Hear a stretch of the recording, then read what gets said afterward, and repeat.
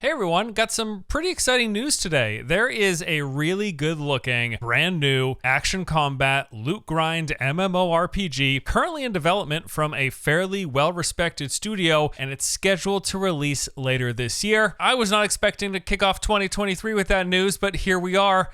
What a pleasant surprise. The company making this game is called Airship Syndicate. Their prior work includes Battle Chasers, a modern take on classic old school RPGs, Darksiders Genesis, a top-down action game set in the Darksiders universe, and Ruined King, an immersive turn-based RPG in the League of Legends universe. Each one of these games are fairly well liked. Steam reviews show Battle Chasers rated as very positive, Darksiders Genesis very positive, and Ruined King is also very positive. Every one of their games appears to have been getting better than the prior one. I think just their lineage of IP offerings make that evident. I also want to add that the quality and scope of these games, while might seem small for a company that's about to make an MMO, they have been increasing, improving, and getting better from one title to the next. Anyway, the past works of the studio aside, let's talk about their upcoming project, the one that I am excited for. So last July, Airship Syndicate announced that they had partnered with Warframe developer Digital Extremes and would be making a AAA character-based online third-person action MMO. In that video, they touched on the fact that they've been building up to making this for some time, saying, "We never would have tried this type of game right away. That's why we started with something like Battle Chasers, then we dabbled in multiplayer with Darksiders Genesis, and now we're going all the way with this new game." They went on to say, "This is our biggest game yet. We're building a much larger world than we ever have before. We've been fans of many genres over the years, and we've sort of worn those influences on our sleeve. One genre we never really thought we could touch is MMOs. I don't think we could have tackled this type of online game without a partner like Digital Extremes." Now, they then did mention that they'll be taking a lot of inspiration from the likes of Warframe, and we have since learned that this will include the live service model, the monetization structure, and the post-launch support of adding new content and playable characters continuously as time goes on. I would consider this good news.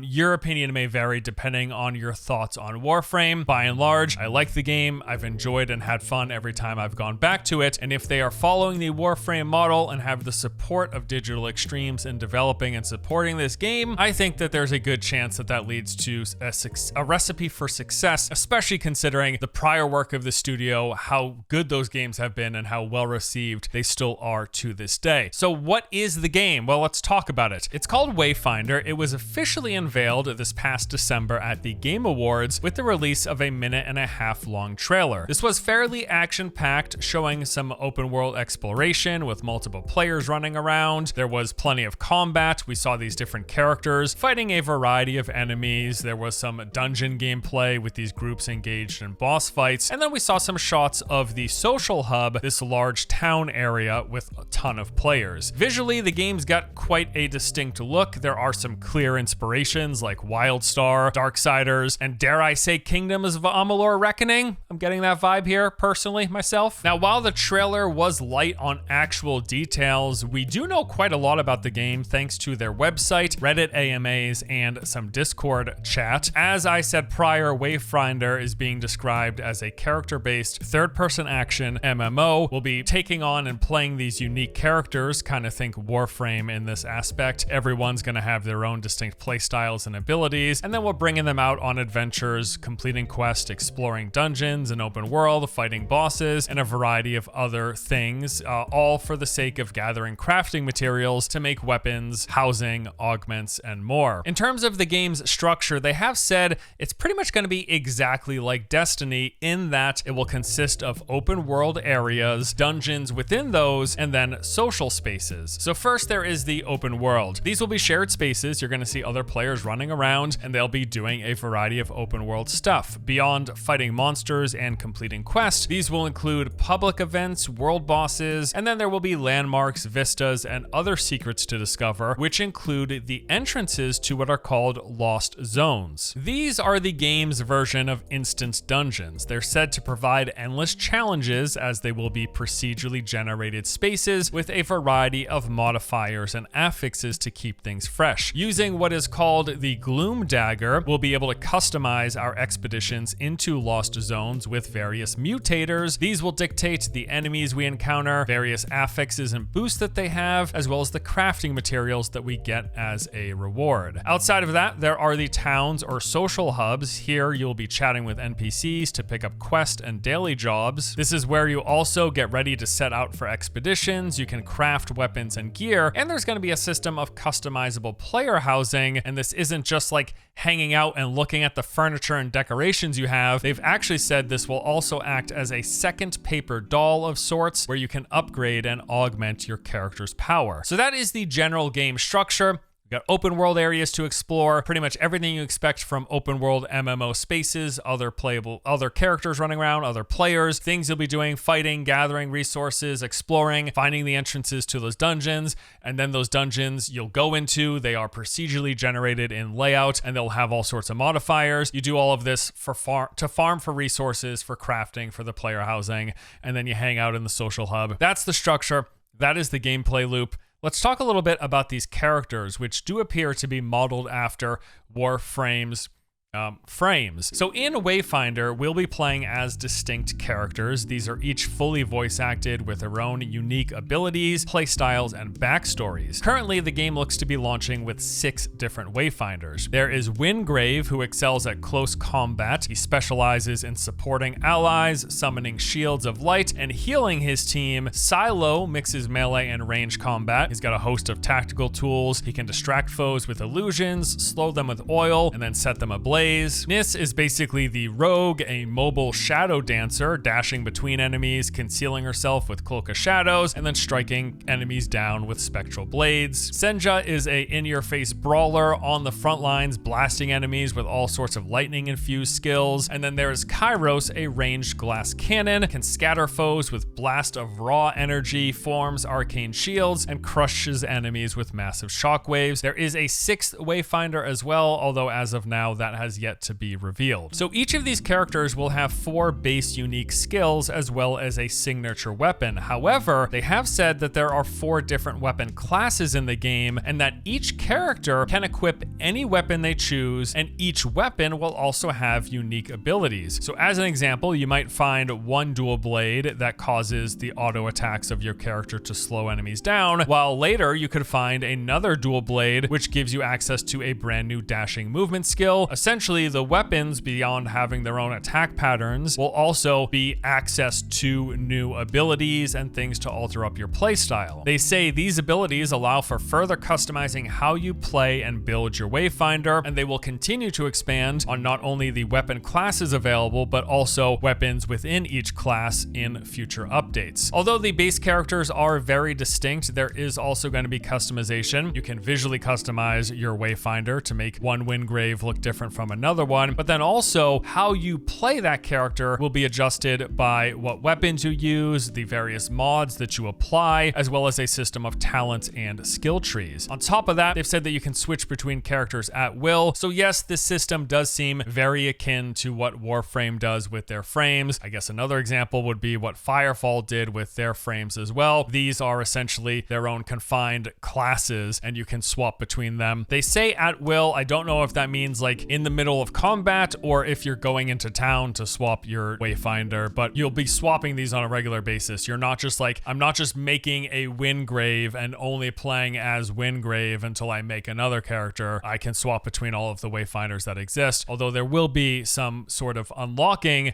similar to Warframe as well, where there will be like a rotation of free Wayfinders and then ones you have to unlock, which I've got those details in just a moment. Some more information here from an FAQ on their website.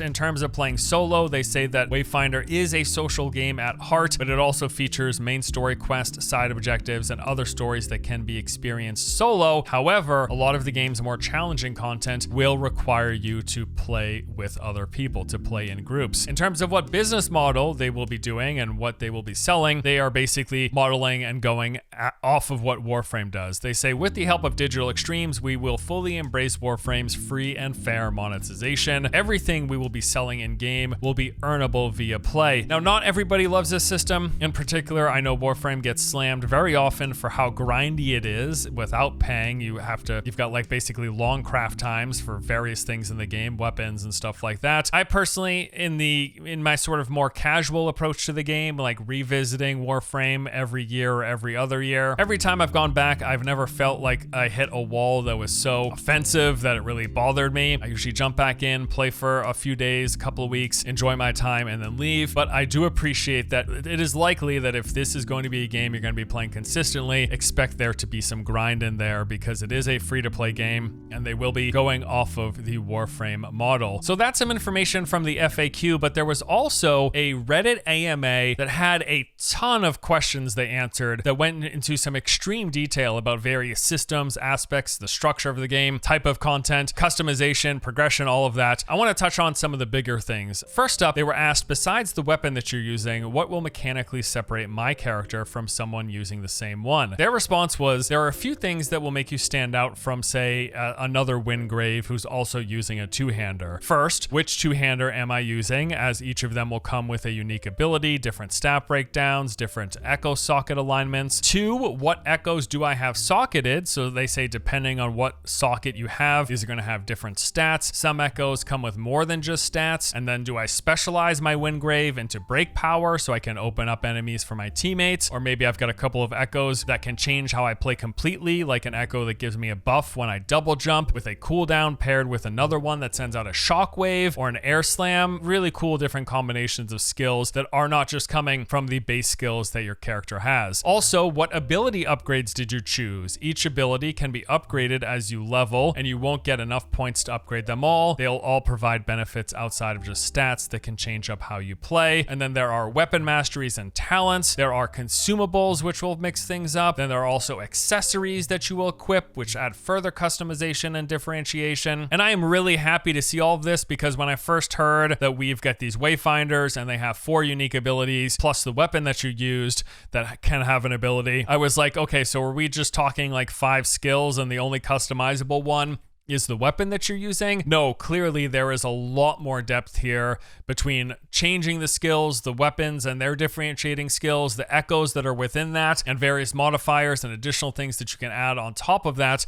Seems like there is more customization and character building and progression than I was first led to believe, which is good to hear. They got asked what the end game would consist of, and they said that they plan to have raids and world bosses, which will challenge the toughest Wayfinders. We also plan to have content drops that will be adding new zones, creatures, bosses, weapons, and characters. Heroic tiers will be unlocked at endgame, allowing you to replay older content at the highest difficulty. Pretty common in MMOs, happy to see it here. Endgame will also consist of the customization and artifacts to hunt down to fill up your houses and neighborhoods. They're going to have a neighborhood system where you're in a neighborhood in town with other people. And then they said one key element too is really just listening to the community and responding and adjusting accordingly, which then leads into kind of what they're planning for content updates. They were asked, besides new heroes, how else do you plan to introduce new content to the game? Their response was, we are approaching every season as a contained chapter that works to tell a larger ongoing story of the game. What this allows us to do is introduce new locations, new bosses and enemies, as well as revitalize older areas with new mechanics and revelations, and every season will give them the opportunity to add new resources, weapons, relics to craft, new creature echoes to loot and equip into new meta builds, so much more they have planned than just new characters. So this game is clearly going the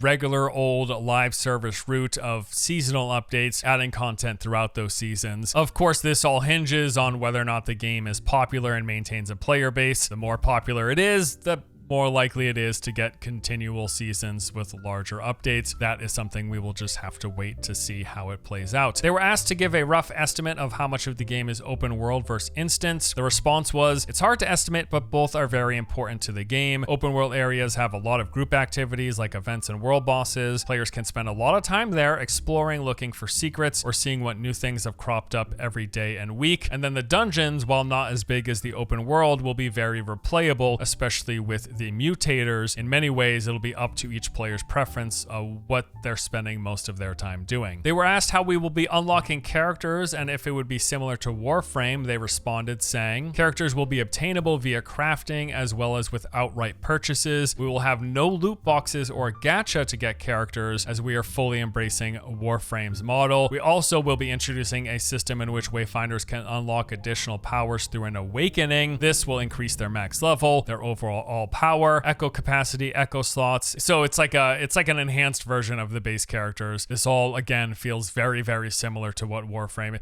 This is like a fantasy take on Warframe, which is also what Soulframe is supposed to be, but it's made by a different company and it's gonna have a different visual setup and different whatever. It's a different game.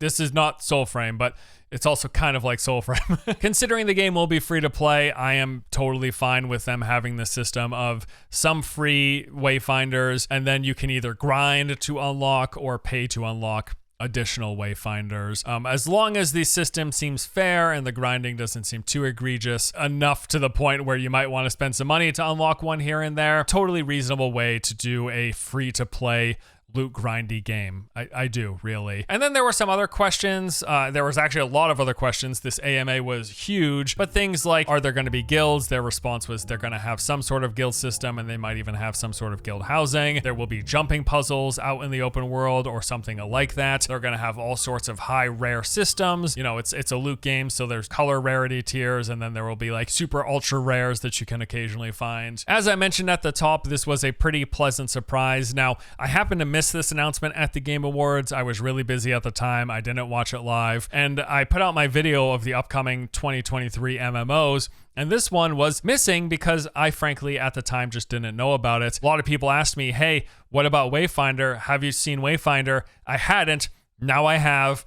I've learned a lot, and it looks and sounds pretty cool. I like the visual style, although I do prefer the open world seamless MMO experience. I'm totally cool with a shared world game, especially considering this has action combat. Having the smaller play spaces means you can have more real action combat without dealing with latency issues. We've talked about this in a lot of other videos, but a lot of these big open world games, when they try to do action combat, like true action combat, like single player, think God of War style, for example, a lot of times that experience ends up suffering when you have a lot of people in a large open space. So going with a game that's not just full on open massive seamless world, it's a different type of MMO. It's that shared world MMO, and I totally think there's a space for that, whatever my general preferences for the genre may be. Whatever. Either way, this looks and sounds cool. I'm looking forward to it. When can we play? Well, Wayfinder, like I said, is going to be free to play, and they are scheduling currently to enter Steam Early Access in the spring of 2023. Between now and then, they've got a couple of playtests scheduled. There's actually going to be one this month in January, playtest number 2. The first one happened in December after the reveal of the game. And then sometime in February or March, it looks like they will be doing a closed beta, and they said here that they will be inviting a number of players to check out the world. Although these early tests are under strict NDA, eventually down the road they will be lifting the NDA for streaming and recording. But right now, at least the test that's coming in January is under NDA as well, so don't expect to be seeing or hearing a lot about the game.